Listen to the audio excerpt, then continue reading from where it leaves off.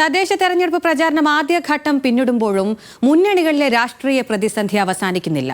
തിരുവനന്തപുരത്തെ വൈഷ്ണയുടെ സ്ഥാനാർത്ഥിത്വത്തിൽ പ്രതിസന്ധിയിലായി UDF ഹൈക്കോടതിയെ സമീപിച്ചു.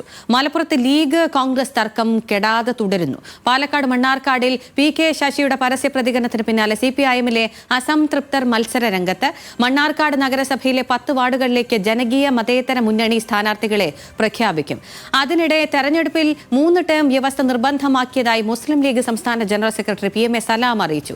മാനദണ്ഡം മനസ്സിലാക്കാതെ ചിലർ പ്രവർത്തിക്കുന്നതായി PMA സലാം പറഞ്ഞു. ഇളവ് നൽകാനുള്ള അധികാരം സംസ്ഥാന പ്രസിഡന്റിനെന്നും PMA സലാം. ഈ 3 ടേം കഴിഞ്ഞ് മാറിയുന്ന ആളുകൾക്ക് പിന്നെ ആ കമ്മിറ്റിയുടെ ഇളവ് ഉണ്ടെങ്കിൽ മത്സരിക്കാന്ന് പറഞ്ഞിരുന്നല്ലോ. അതിനകത്ത് പുതിയ നിർദ്ദേശം എന്തെങ്കിലും കൊടുത്തിട്ടുണ്ടോ? ഇപ്പം ഒരു പുതിയ നിർദ്ദേശമില്ല. പഴയ നിർദ്ദേശം കർശനമായി പാലിക്കണം എന്ന് മാത്രമേ ഉള്ളൂ. അപ്പൊ അത് പിന്നെ ഇളവ് കിട്ടണമെങ്കിൽ മെയിൽ കമ്മിറ്റി ഇടുകയാണോ? ഏത് കമ്മിറ്റിയെ പിന്നെ അപ്രൂവൽ ചെയ്യേണ്ടേ? ഒരാൾക്ക് ഇളവ് കൊടുക്കണം. വളരെ അപൂർവമായിട്ടുള്ള ആളുകൾക്ക് കിട്ടുള്ളൂ.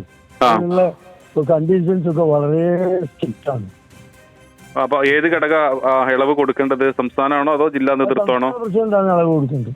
അപ്പം അത് വാർഡിലേക്ക് മത്സരിക്കുന്ന ആളാണെങ്കിൽ പോലും അങ്ങനെ തന്നെയാണോ അതോ മാറ്റമുണ്ടോ? വാർഡിലേക്ക് മത്സരിക്കാനാണെങ്കിൽ പോലും അവിടുന്ന് ഐക്യകണ്ഠേന ശുപാർശ വന്നാൽ പ്രസിഡന്റ് ആലോചിച്ചിട്ട് കൊടുത്തിട്ടാണെങ്കിൽ കൊടുക്കും, ഇല്ലെങ്കിൽ കൊടുക്കില്ല. ഓക്കെ, അപ്പം സംസ്ഥാന പ്രസിഡന്റാണ് അതിനുള്ള അധികാരം ഉള്ളത്, ഇളവ് കൊടുക്കണോ വേണ്ടേ എന്നുള്ളത്.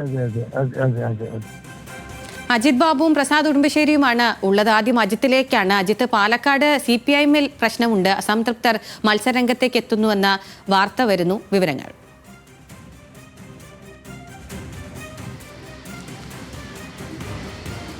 തീർച്ചയായും അതുതന്നെയാണ്. മണ്ണാർക്കാട് കേന്ദ്രീകരിച്ചാണ് ഇതിന്റെ ഇത്തരത്തിൽ അസംതൃപ്തർ കൂട്ടായ്മ രൂപീകരിച്ച് മത്സരിക്കാൻ തയ്യാറെടുക്കുന്നത്. മണ്ണാർക്കാട് നഗരസഭയിലെ 10 വാർഡുകളിലേക്ക് ഇത്തരത്തിൽ സീറ്റുകളിലേക്ക് മത്സരിക്കാനാണ് നിലവിൽ തീരുമാനിച്ചിരിക്കുന്നത്. 19-ാം തീയതി സ്ഥാനാർത്ഥി പ്രഖ്യാപനം ഉണ്ടാകുമെന്നും ഇവർ അറിയിച്ചിട്ടുണ്ട്.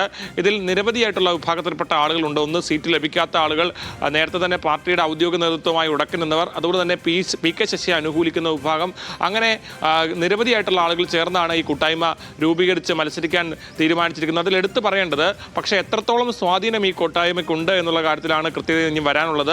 19-ാം തീയതി 10 സീറ്റുകളിലേക്കും പിന്നീട് പാലക്കാട് വിവിധ തദ്ദേശ സ്വയംഭരണ സ്ഥാപനങ്ങളിലേക്കും മത്സരിക്കുമെന്നുള്ളതാണ് ഇതുവരെ അറിയിച്ചിട്ടുള്ളത്. പക്ഷേ എത്രത്തോളം ആളുകൾ ഈ സംവിധാനത്തിന്റെ ഭാഗമായിട്ടുണ്ട് എന്നുൾപ്പെടെയുള്ള കാര്യങ്ങൾ ഇനി മനസ്സിലാക്കേണ്ടതുണ്ട്.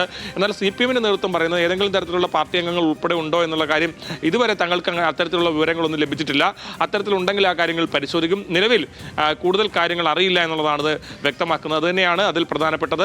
ഏതൊക്കെ ആളുകളാണ് ഈ കൂട്ടായ്മയുടെ ഭാഗമായി ഉള്ളത് എന്നുൾപ്പെടെയുള്ള കാര്യങ്ങൾ അറിയേണ്ടതുണ്ട്. ഏതാണെങ്കിലും ശരി അജിത്ത്, പ്രസാദിലേക്ക് കൂടി പോവുകയാണ്. പ്രസാദ്, മുസ്ലിം ലീഗിൽ 3 ടേം വ്യവസ്ഥ എന്താണെന്ന കാര്യത്തിൽ കൃത്യമായ നിലപാട് വ്യക്തമാക്കിയിരിക്കുകയാണ് PMA സലാം.